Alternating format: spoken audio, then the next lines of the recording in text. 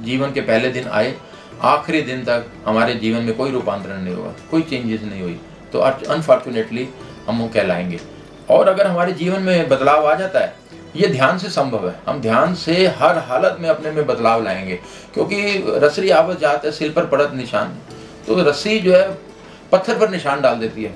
अगर वो अभ्यास करती रहे, ऐसे ही जाप है, अगर आप जाप करते रहें, ध्यान करते रहें, निश्चित इसका फलदायक है ये।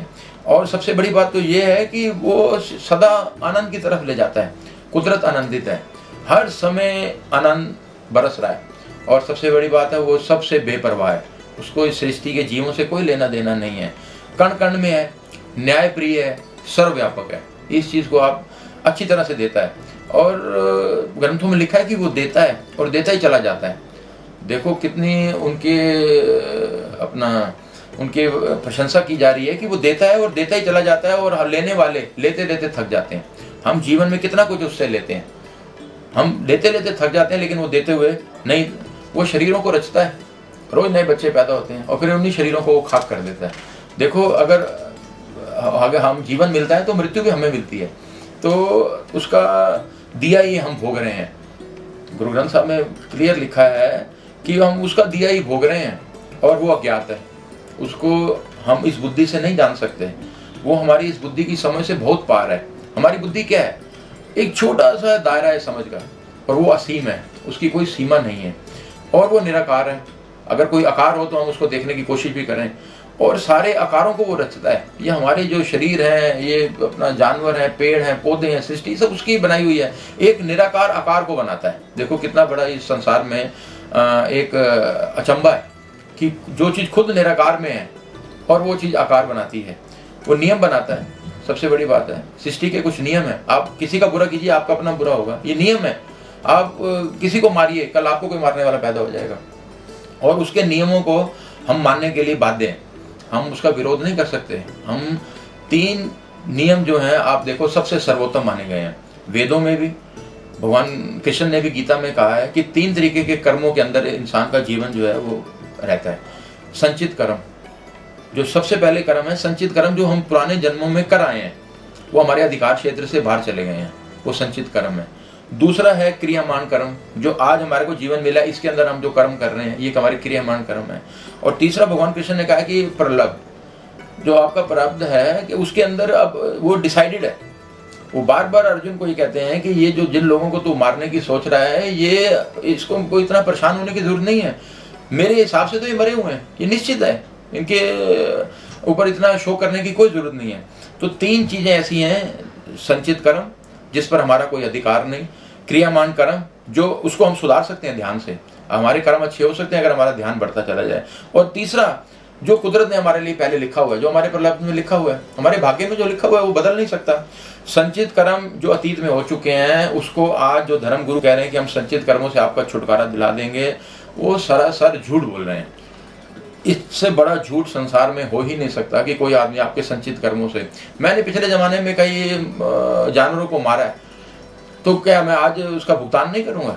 कैसे नहीं करूंगा? मुझे करना ही पड़ेगा। कौन ऐसा गुरु है जो मेरे संचित कर्मों से मुझे छुटकारा दिला सकता है? कोई नहीं दिला सकता। हाँ, मेरे क्रियामान कर्म जो हैं वो अच्छे हो सकते हैं। उसको अच्छा करने का एक ही विज्ञान है कि मैं अपने मानसिक संतुलन को बढ़ाऊं और ध्यान करूं। ध्यान से जो रोशनी पैदा होगी उससे मेरे कर्म अपने आप अच्छे होते चले जाएंगे। और तीसरा ये है कि लोग कहते हैं कि हमने तो इस जन्म में बड़े अच्छे कर्म किए, उसके बावजूद भी हमारा अच्छा रिजल्ट नहीं निकला, तो उसको आप प्रारब्ध मांग के अपना मान जाइए कि आपके वो प्रारब्ध में नहीं था, आपके भाग्य में नहीं था ना। भाग्य में कोई चीज नहीं है। अब राजयोग और कर्म योग हैं, ये 2 योग हैं। एक आदमी एक राजा के घर में पैदा हो गया, बिना कुछ किए ही उसके पास करोड़ों रुपए आ गए, दुनिया जहान के नौकर चाकर आ गए, संपत्ति आ गई, वो राजयोग है। और एक कर्म योग है, आपने सारा जीवन कर्म कर करके पैसा इकट्ठा करके आप बड़े हुए, तो ये 2 योग हैं, तो राजयोग और कर्म योग। ऐसे 3 कर्म हैं, क्रियामान, संचित और प्रलब्ध। और भगवान कृष्ण का गीता सार में बड़ा प्रलब्ध पे जोर है कि अगर इसे हमें ज्ञान अगर हो जाए तो हमें क्लियर नजर आने लगेगा कि हमारे विचार शांत होने लगेंगे। अब आदमी के जीवन में ये होता है कि सामने वाले बहुत पैसा कमा रहे हैं, हमारे पास पैसा नहीं आ रहा, तो गीता का ये ज्ञान कहता है कि इसको ज्यादा आप शौक में मत डूबिए, ये आपके प्रलब्ध में नहीं है पैसा। हो सकता है कि आपके प्रलब्ध में अच्छी सेहत लिखी हो, स्वास्थ्य अच्छा लिखा हो, आपकी बीमारी कोई ना हो, आपका परिवार बहुत सुखी हो, सामने वाले के पास सिर्फ एक पैसा बहुत ज़्यादा हो तो उसके हो सकता है वो बीमार हो, उसके परिवार में अशांति हो और चिंताओं से घिरा हो। तो इसलिए इन 3 चीज़ें जो ऊपर बताई हैं, संचित, क्रियामान और प्रलग, ये 3 वो और 2 योग, एक राजयोग और एक कर्म योग, इन पे आप अपना ध्यान पूरी तरह लगा दीजिए। कई आदमी अमीर हैं सिर्फ राजयोग की वजह से, उन्होंने जीवन में कुछ नहीं किया लेकिन वो बड़े भरपूर ज़िंदगी अपनी आराम से बिता रहे हैं। और दूसरे कई इतना कर्म करने के बावजूद, इतनी मेहनत करने के बावजूद भी उनके जीवन में कोई खुशहाली नहीं आ रही। तो कुदरती तौर पर आप ये समझ लीजिए कि हमें ध्यान की आवश्यकता है, ध्यान बहुत आवश्यक है। लेकिन हमारी मजबूरी क्या है इस संसार में कि हम धर्म को बहुत ज़्यादा समझते हैं कि धर्म की बहुत आवश्यकता है। कोई आवश्यकता नहीं है धर्म की। धर्म मनुष्य का बनाया हुआ एक आप समझो मन का खेल है। हम कई चीज़ें अपने सुकून के लिए करते हैं, शांति के लिए करते हैं। जो चीज़ कुदरत ने दी है वही ऑथेंटिक है। कुदरत ने हमें गुरुद्वारे, मंदिर, मस्जिद, ये हमें कुदरत ने नहीं दिए, ये हमने खुद ईजाद कर लिए हैं। अब हमारी आस्था की वजह से इनको ईजाद किया है कि हम जाते हैं, हमें वहाँ शांति मिलती है, वहाँ का माहौल हमें अच्छा लगता है, तो इसलिए हम इन मंदिर, मस्जिद, गुरुद्वारों में जाते हैं। धर्म हमने बनाया है, धर्म की कुछ हमने पद्धतियाँ बनाई हैं कि इसमें ये करो, इसमें क्रियाकांड ये करो, इसमें आयोजन है। ये सब ऐसे मन को उलझाने वाले हैं, ये सिर्फ अपने मन को उलझा के आपको झूठा सुकून देने वाले हैं। इसका बुद्धि से वास्ता हो सकता है बट इसका ध्यान से कोई वास्ता नहीं है। ध्यान जो है वो आपको कुदरती तौर पर दिया गया है। ध्यान से आपकी बुद्धि का विकास हो सकता है, आपका जीवन स्तर बढ़ाया जा सकता है। लेकिन अब परेशानियां कहाँ पैदा हो जाती हैं कि अब बहुत से लोग ऐसे आ गए हैं जो बोलते हैं हम ध्यान करना सिखाएंगे आपको, हमें ज्वाइन कीजिए, हमारे यहाँ शिक्षाएं लीजिए, आप ध्यान कीजिए। आप उसके लिए एक फीस भी उन्होंने रखी हुई है जो आपको देनी पड़ती है। अब क्या ध्यान कोई सिखाने की चीज़ नहीं है, ध्यान कोई टेक्निक नहीं है कि वो कोई आपको दे देगा। आपको सिर्फ 10 मिनट आंखें बंद करवा के, आलती पालती मरवा के और उसके बाद बोले कि आपको कुछ अनुभव हुआ है, तो क्या अनुभव हो जाएगा? उससे क्या ज्ञान की बढ़ोतरी हो जाएगी? कोई ज्ञान की बढ़ोतरी नहीं हो सकती जब तक अनुभव मेरा खुद में ना आया हो। ऐसा है जितने भी धर्म गुरु हमारे जो पीछे के पैगंबर हुए हैं, कबीरदास जी, गोरखनाथ जी, गुरु नानक देव, ये ज़्यादा पढ़े लिखे नहीं थे बट जीवन को समझने में जितनी महारत उन्होंने हासिल करी, आज के पढ़े लिखे जिन्होंने PhD थीसिस करी है वो भी नहीं कर पा सकते, वो भी बेचैन है। बेचैनी क्यों होती है? बेचैनी की पैदाइश हमारे अपने अंदर से होती है। हम कुछ ऐसा चाहते हैं, कुछ ऐसा करना चाहते हैं कि सबसे अलग नजर आए। हम अपने को विशिष्ट साबित करना चाहते हैं, हम अपने को सुप्रीम अथॉरिटी साबित करना चाहते हैं। हम ये कहते हैं कि हम असाधारण हैं, हम कोई साधारण मनुष्य नहीं है। अब इस जीवन में पैसे का क्यों इतना मूल्य है? क्यों आदमी पैसे के पीछे इतना भाग रहा है? क्योंकि जीवन की सफलता का जो मापदंड है वो पैसा हो गया। जिसके पास आज पैसा है वो अक्लमंद है, उसके बच्चे भी अक्लमंद कहलाते हैं। और आप कितने भी अक्लमंद क्यों ना हो, अगर आप पैसे का अभाव है, आप पैसा नहीं कमा पाए, तो आपको समझेंगे नहीं है, आप कुछ नहीं कर पाए जीवन में, एक साधारण तौर पे आपको ट्रीट किया जाएगा।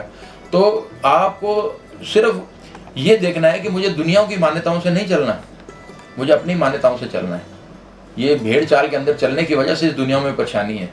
हर आदमी जो है पैसा कमाने के पीछे भाग रहा है, पागल हो रहा है, उसके बाद उसको परेशानियां हो रही हैं, किसी को ब्लड प्रेशर हो रहा है, किसी को हार्ट की प्रॉब्लम हो रही है, अस्पताल भरे हुए हैं। अस्पताल गरीब आदमियों से नहीं भरे हुए।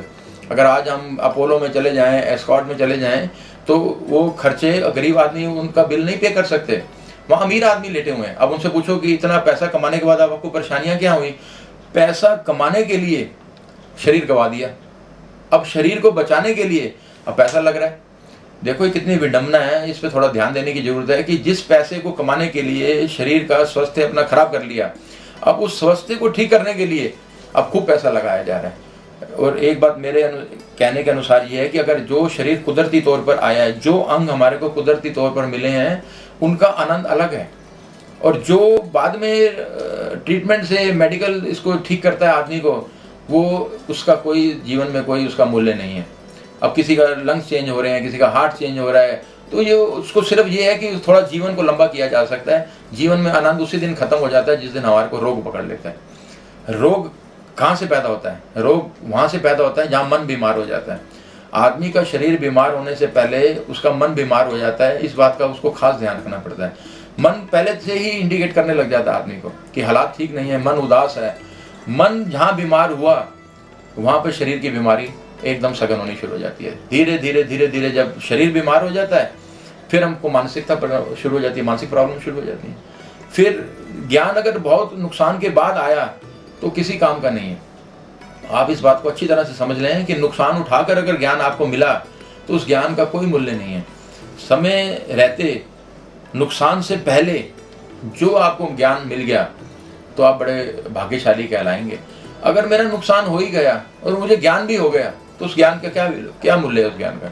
ज्ञान तो सिर्फ हमें यह है कि हमें सब नुकसानों से, सब परेशानियों से, सब दुविधाओं से बचाने का विज्ञान है ध्यान। लेकिन ये सब परेशानियां, दुविधाएं और मुसीबतें आ ही गई तो ज्ञान जो हमारा उस ध्यान से पैदा भी हुआ उसका क्या मूल्य रह जाएगा? तो एक इसमें उम्र का आप अपना हटा दीजिए। जो हमारे यहाँ हिंदू धर्म की मान्यताओं के अनुसार कि 60 साल के बाद धर्म की आवश्यकता है, 60 साल के बाद हम देखेंगे। ये रिटायरमेंट की एज भी इसलिए गवर्नमेंट ने बिठाई है कि अभी 60 साल का हो गया, आपने इसको फ्री कर दिया जाए, अब ये अपना जीवन अपनी मर्जी से गुजारे। इसका मतलब बड़ा साफ है कि 60 साल तक वो आदमी अपनी मर्जी से जीवन नहीं बिता पाया। उसको रिटायर इसलिए किया जा रहा है कि अब बाकी के जो कुछ साल बच गए हैं उसको अपनी मर्जी से बिताए। तो इसलिए समय रहते आप सचेत जाइए, ध्यान की आदत डालिए। इसको क्रिया की तरह मत कीजिए, एक्सरसाइज की तरह मत कीजिए, चालती बालती मार के आप बैठे हैं हाथ सीधे करके, इसकी कोई ज़रूरत नहीं है। लेटे, जागते, उठते, बैठते, मोमेंट टू मोमेंट आपको ध्यान का अपना देखना है कि ध्यान में आपको रहना है। कोई गाली दे रहा है तो भी आपको ध्यान ये बता देगा कि आपका ये अनादर हो रहा है, आपको गाली दी जा रही है। आपका बहुत सम्मान हो रहा है तो भी ध्यान में आपको पता चल जाएगा कि आपको आदर दिया जा रहा है, आपको सम्मान दिया जा रहा है। ध्यान शीशे की तरह है, जैसा उसके सामने आएगा वैसा स्वरूप उसका सामने प्रकट हो जाएगा। तो ध्यान और मैं शीशे को एक ही मानता हूँ। जैसे शीशा बेईमानी नहीं कर सकता, उसके आगे करूप आएगा तो करूप का चेहरा नजर आएगा, अगर उसके आगे अच्छा स्वरूप आएगा तो अच्छा स्वरूप का। ध्यान भी एक शीशे की तरह है, उसके सामने जो भी चीज़ आएगी उसकी सच्चाई वो प्रकट कर देगा। जैसी अवस्थाएं सामने से गुजरेंगी ध्यान उस पर आपको सचेत करता रहेगा। मुसीबत में हो तो ध्यान आपको बता देगा मुसीबतें आए।